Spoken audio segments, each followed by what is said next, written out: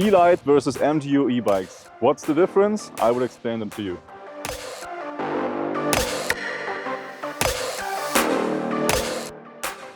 The drive concept in this case is E-Light, so it means we have the central pinion gearbox and a separate rear hub motor. In this case we have the MGU, so it means it's gearbox and motor in one system.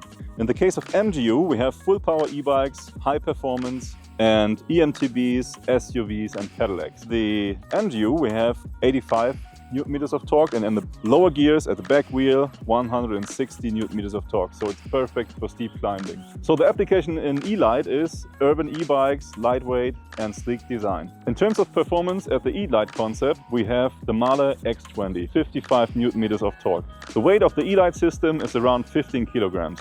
It comes with 250 watt-hour batteries with an option of a range extender.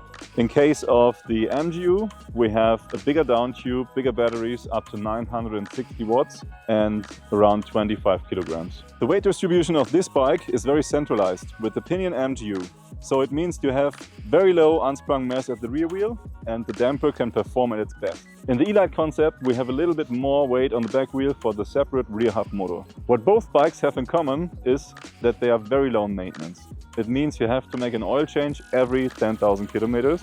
They are equipped with a belt drive from Gates and they have electronic shifting. In this case the TRP drifters with Pinion Smart Shift, and in the MGU we have electronic shifting with our own trigger, and as a special feature we have Auto Shift and Auto Shift Pro.